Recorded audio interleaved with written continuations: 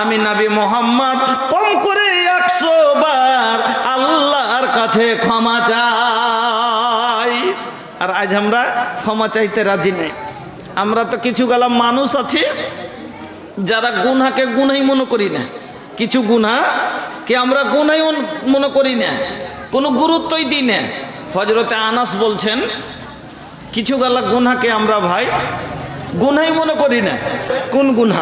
তো হযরতে আনাস বলছেন ইন্নাকুম লা তা'মালুনা আমালান হিয়াদা কফি আয়ুনিকুম মিনাস সারে ইন কুন্না লা না'উদুহা আলা আহদিন নবী সাল্লাল্লাহু আলাইহি ওয়াসাল্লাম মিনাল মুবিকাত।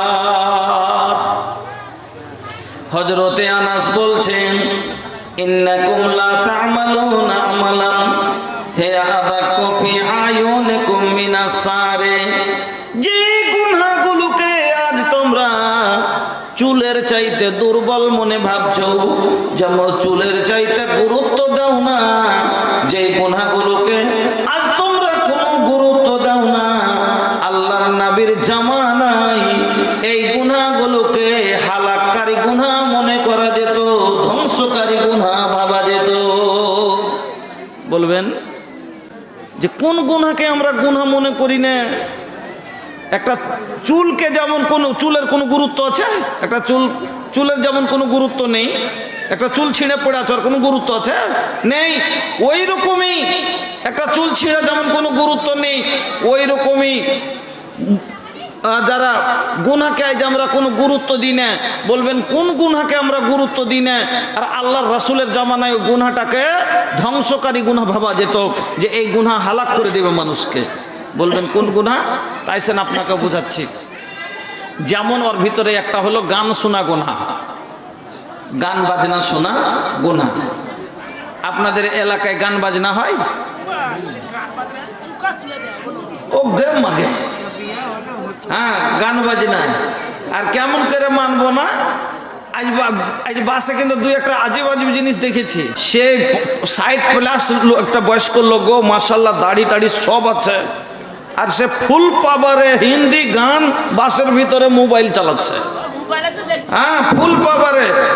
মনে মনে ভাবলাম যে হ্যাঁ তোর মতন লজ্জাহীন লোক পৃথিবীর জমিতে আর নেই, যে তোর পোতার বয়সের, তোর পোতা গেলা হয়তো বড় বড় হয়ে গেছে, বললাম যে 60+ হবে বয়স, 60-70 বছর, সে মাশাআল্লাহ দাড়িও আছে আর জোর আওয়াজে একবারে ভালো ভয়েসে হিন্দি গান শুনছে।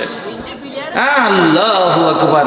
তো গান শোনা গুনাহ, মিউজিক, আলাতে মৌসিকি যাকে বলা হয়, মিউজিক বাজনা শরীয়তে হারাম। একটা কথা মনে রাখিয়েন, বাজনা হলো শরীয়তে, গান বাজনা হলো হারাম। আজ এখন যেভাবে আমাদের ডিজে যেভাবে বাজনাগুলো বাজছে, আল্লাহর রাসূলের জামানাতে এইরকম মিউজিক বাজনা তো ছিলই না। ছিল না। কি ছিল? ওটা ওই এক তাবলা দু তাবলা ঢোল, সামান্য ঝুমকা ঝুমঝুমি বাজিয়ে তারা গান বলতো।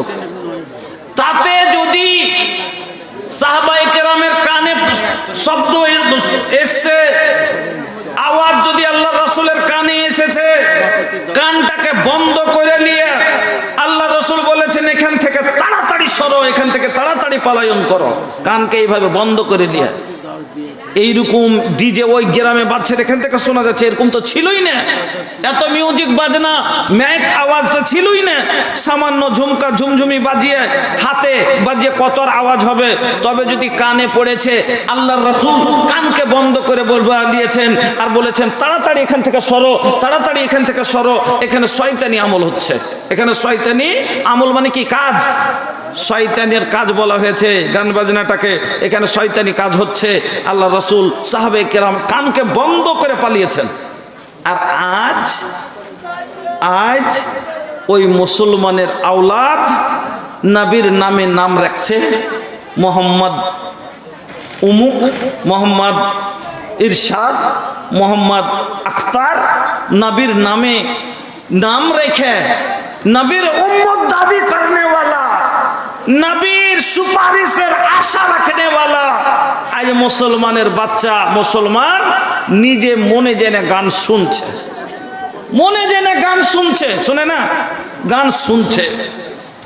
চিন্তা করেন, আল্লাহ রসুলের জামানাকে হালাক করে দেওয়া গুনাহ মনে ভাবা হয়েছে, আর আজ আপনার আমার বাড়িতে গান শুনছে।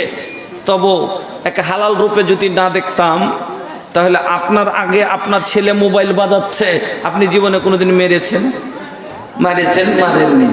হ্যাঁ, আপনি কোনোদিন বিচার ডেকেছেন যে আমার ছেলে এরকম করছে?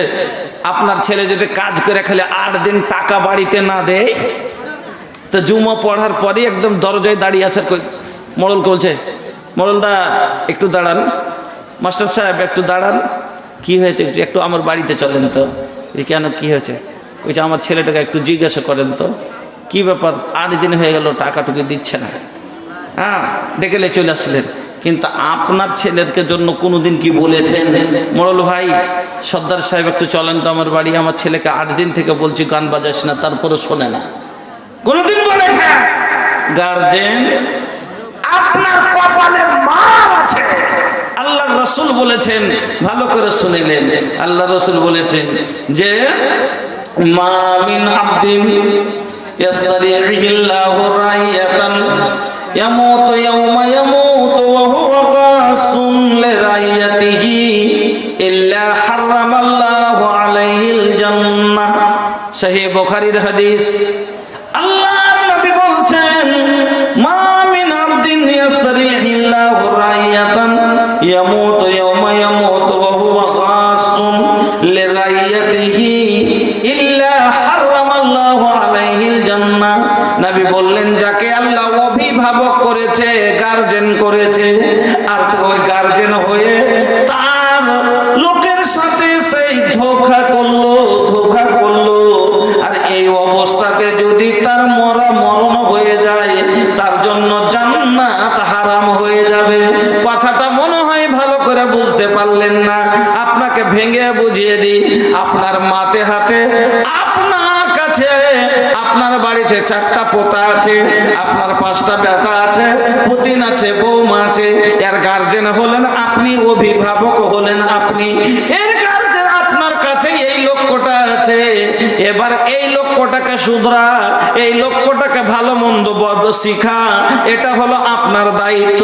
কিন্তু আপনি করলেন না। আপনার ছেলে গান বাজাচ্ছে, এটা ভুল করছে কি? আপনি দেখছেন যে আমার ছেলে ভুল করছে, আপনার ছেলে রাত জেগে মোবাইল দেখছে, আপনি বুঝতে পারছেন আমার ছেলের ক্ষতি হচ্ছে। 1 নম্বরে চোখের ঘুম গেল, 2 নম্বরে ব্রেনে ব্যথা হলো, 3 নম্বরে ঈমান গেল, 4 নম্বরে জৈবন গেল। এক এক করে আমার ছেলেটা দিনের দিন খারাপ হয়ে যাচ্ছে। আপনি দেখছেন আমার ছেলেটা পাবজিতে এত মাতাল হয়ে গেল যে যার কারো ফেরি ফাইরে আমার ছেলেটা পাগলের মতো হয়ে গেল। তারপর আপনি তাকে ডাকলেন না, তাকে মারলেন না, তাকে বকা দিলেন না, শুধরাবার চেষ্টা করলেন না, ওকে না রুকাবা মানে বরং আপনি ওকে আরো গুনহার দিকে আগিয়ে দিলেন।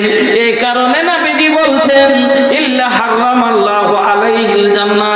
এইরকম গার্জেনের উপরে আল্লাহ জান্নাতকে হারাম করে দিবেন। এজন্য বলি বন্ধু, গান বাজনা, আলাতে মৌসিকি হলো হারাম। এখন যুবককে কি বলবো, 60 বছরের বুড়াও ভিড় আছে। জি, আপনি এরকম করে একবার পোতা দাদু আর পোতা একটাই রুমে ঘুমাচ্ছে, তো পোতা খালি দেখছে রাতে শুয়ে তখন দাদুরও দেখে মন হয়ে গেছে, কইছে কি দেখছিস বে? কইছে কি দেখছো ভাই? এই যে মোবাইল দেখছি। এই যে কি? একটু দেখি। হ্যাঁ, মো দেখবো, আমিও দেখবো, একটু লাও তাইলে দেখবে। তা এবার দাদুকে দিয়ে দেশে, দাদু চশমা দিয়ে একবারে চশমার তল দিয়ে, এবার দাদুকে মজা লেগে গেছে। আজান হয়ে গেল, তো এবার দাদুকে কইছে, দাদু আজান হয়ে গেল জি, মসজিদে যাবেন না?